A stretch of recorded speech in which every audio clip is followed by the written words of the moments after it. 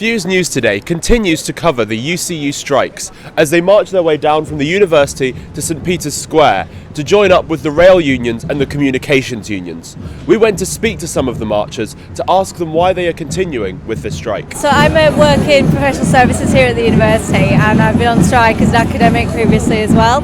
And in that time we've just seen the levels of casualisation amongst our teaching staff are absolutely horrendous. People's mental health is suffering terribly from that. And on top of that, our pay has actually decreased in real terms quite dramatically since 2009, and the payoff we've had from the university this time round is absolutely terrible, especially in the context of the cost of living crisis. And also personally for me, one of the biggest issues is our pensions. So our pensions have been absolutely, completely unnecessarily destroyed using a wrong valuation methodology, and we know that if they can readdress that change of valuation, then the decimation of our pensions will be rectified. So by coming out and striking and showing our collective power and solidarity between us, we're hoping that we can shift the university management to come back and negotiate with us on those things, and also make a national kind of fuss about it so that we can actually address these issues which are plaguing the whole sector. It's very interesting you talk about making a national fuss, because of course the march is joining up with some other unions today. Yeah. Could you tell us a little bit about that? Yeah, so we're joining up with strikers from Manchester Met, that's UCU and Unison, who've managed to pass their ballot there as well. And we'll also be joining with CWU, the Communication Workers Union, who are on strike today as well. It's part of a whole movement. We don't just strike in isolation. When one union strikes, we're all in solidarity with each other. So the rally today really represents that. And what would you say to those who are concerned about the disruption that this strike action may cause to their lives, to students' lives, to anyone's lives really? Well, directly to the students, our working conditions are your learning conditions. So we hope that students will listen to what we're saying about the conditions we're currently working under, that stress, the workload, the precarity, and that they'll join us in solidarity on that. And so many of them have done. I've had so many good conversations with students who are on board with that. We don't want to disrupt them, and it's not us doing that, it's the management of the university. And just more broadly, across the whole country, if you are disrupted by a strike, then you need to blame the bosses for that and not the workers. It's the workers who are being forced into taking these actions in order to make their bosses listen, to give them the pay increases that they need, and to improve the working conditions. So you're here today representing the people of Iran as well as the UCU. Could you tell us a little bit about how they go together? I'm Kurdish. I'm Kurdish, and I support the Kurdish uprising in Iran because of the supporting the Kurdish national liberation. But I am also a UCU member. I'm a worker, and the people who are uprising in Iran, they are workers too. This is part and parcel of a global movement, which is a working class movement, and here supports the working class in Iran, and we are campaigning and defending their rights. So our struggle is same as other people are struggling in Iran. Yeah, it's linked in actually our equalities issues. If we look at, one of the reasons we are striking is gender pay gap, race pay gap, disability pay gap. They are part and parcel of equality and oppression. Very interesting. So you think it's all part of a global interconnected issue then of these inequalities? And do you think we're entering a new age of protest? Do you think we're going to see more protests around the world? I think we have been in a new protest era, not just new. Think about the Black Lives Matter demonstration, how black people and the non-white people, they organized against racism. That is not just for them, but all the defense of every oppressed people. I think we will see more and more issues because of the economic crisis as well. And the cost of living crisis affecting everybody, not just us, all over the world. Well, I'm a student myself, and I came here to support the strikers first and foremost, my lecturers who work very hard, and in part of that ensure my own rights, because I one day also want to be a lecturer and pursue that career, and I want people to be standing out there fighting for my rights as well.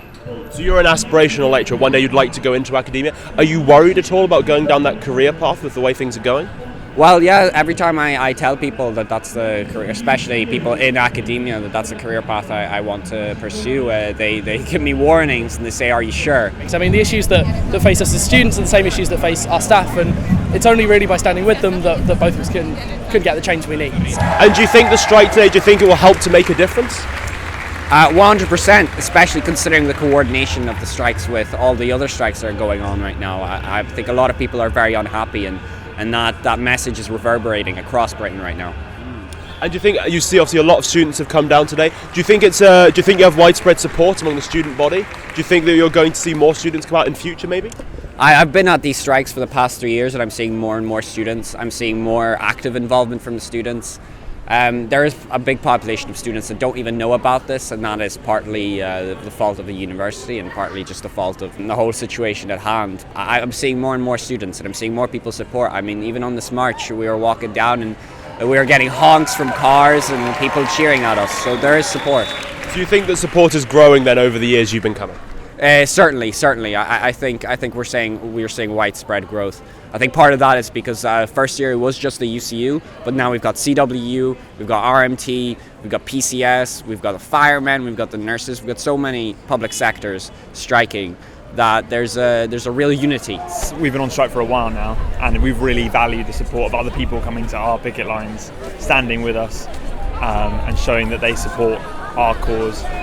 Because we're all fighting for the same sorts of things, you know. All we want is reasonable pay and conditions for the work that we do. And I think if you're fortunate enough to be in a union, and if that union is taking strike action, then yeah, you have to support it. And it's only through action like this that we have any power. Do you think that it's almost become a kind of a wider political issue then, as well as just the kind of issues? I suppose everything's interconnected, isn't it? Absolutely, yeah. There are people on our picket lines who are across the political spectrum. When unions are interviewed, they're confronted with the line of the employer rather than proper research journalism, and I think it's important that people try and engage as much as they can with the unions and the people speaking on behalf of the unions. Not that I'm speaking on behalf of the union, no, of course. In my capacity as a member. An individual Exactly. member of the union, absolutely. People are losing money every day that they're on strike, and that's really, especially now in the current climate, that's extremely difficult for people.